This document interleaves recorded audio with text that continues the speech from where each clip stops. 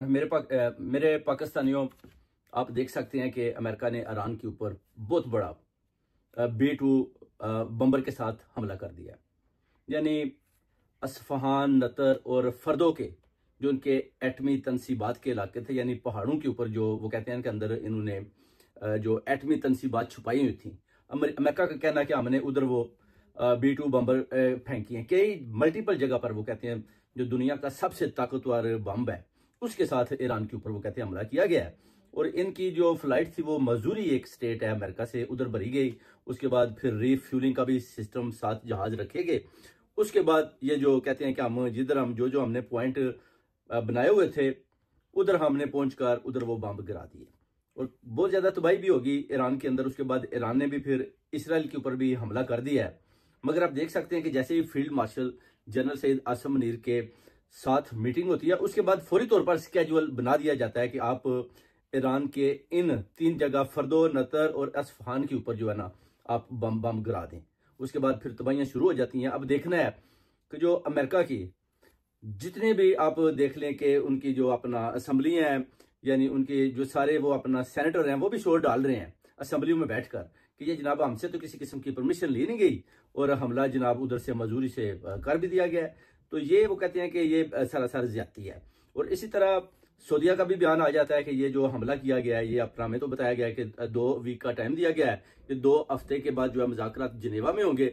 मगर ट्रंप ने तो जनाब किसी की बात ही नहीं सुनी और हमला कर दिया। अब उधर देखना है कि चाइना और जो पुतिन है रशिया वो भी आपस में, यानी उनके भी टेलीफोन पर अभी बातचीत के सिलसिले जारी हैं कि जनाब ये जो ट्रंप ने किया ना ये गलत किया है। उधर अपना नेतन्याहू खुश है, वो कहता है कि ठीक है जी हमने जनाब अब इनके ऊपर जो है बमबारी कर दी है। और ट्रंप भी कह रहा है कि अब देखते हैं कि ईरान कितनी देर तक हमारे साथ लड़ाई करता है। वो कहता है अगर अभी भी इसने पीछे हटने का फैसला ना किया, हमारी जो बातें हैं ना मानी, जो हम बंदिशें लगाना चाहते हैं उसके ऊपर आमादा ना हुआ तो हमारे पास इससे भी ज्यादा वजनी बम हैं जो हम फेंकेंगे। मगर ईरान के साथ ये जो आप कह लें कि उनको दिखाया गया था कि जनाब हम आपके साथ मुज़ाकरात कर रहे हैं, मगर ये बिल्कुल उनके साथ एक वो गेम प्ले करने की कोशिश कर रही थी। आप देख सकते हैं कि जब भी किसी मुल्क के अंदर भी जंग होती है तो ये अमेरिका उसके अंदर छलांग लगा देता है। उसके बाद इसके हाथ में तो कुछ नहीं आता कि जनाब 8-10 साल के बाद ये फिर वापस भाग जाता है। फिर पूछें जी आपको कुछ मिला तो वो कहता है जी नहीं, इधर तो कुछ भी नहीं था, बस मैंने ऐसे ही अपना टाइम जो है ना वेस्ट किया है। जैसे कि इससे पहले आप देख सकते हैं अफगानिस्तान में, इराक में बहुत ज्यादा ममालिक जिनके ऊपर इसने कब्जा करके उनके साथ ज्यादतियां की, उनको जनाब उनकी मुआशरत को खराब किया, मुल्कों को खराब किया, जो सियासतदान थे उनको इन्होंने मारा। उसके बाद भी आप देख लें कि अभी ये ईरान की तरफ बढ़ रहा है और सिर्फ इसराइल के लिए ये अपना उनका साथ दे रहा है कि जनाब इसराइल के ऊपर कोई भी मुल्क, इस्लामी मुल्क अटैक ना करे। क्योंकि आप देख सकते हैं कि अभी जो सूरत हाल इसराइल की जा रही थी, इसराइल का रोब और दबदबा बिल्कुल खत्म हो चुका था मशरिक के वस्ता में।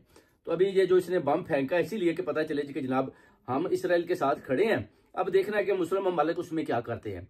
हमारे जो फील्ड मार्शल हैं जो उन्होंने मीटिंग की थी वो क्या मीटिंग थी, अभी फील्ड मार्शल किधर खड़े हैं? क्योंकि अवाम कौम वो तो देख रही है कि जनाब अली के हिस्सा लेना चाहिए। क्योंकि ये एक मुस्लिम ममालिक के ऊपर अगर हमला होता है तो फिर इन सारे मुसलमान ममालिक को भी ये सोचना होगा कि जनाब ये ईरान के ऊपर हमला नहीं है, ये हम सब के ऊपर हमला है और इनको आगे से जो अभी कार्रवाई करनी चाहिए। अभी तक ईरान ने जो हमला की है सुबह के टाइम पे वो वापस इसराइल के ऊपर किए हैं। जो उन्होंने बताया था कि हम जनाब अपना जो है ना अमेरिका के जो ठिकाने हैं उनके ऊपर भी हमला करेंगे, अभी तक ऐसी कोई रिपोर्ट नहीं आई। जंग का सिलसिला जारी है कि ईरान ने अमेरिका के किसी ठिकाने के ऊपर, ईरान या इर्द गिर्द जो उन्होंने ठिकाने बनाए हुए हैं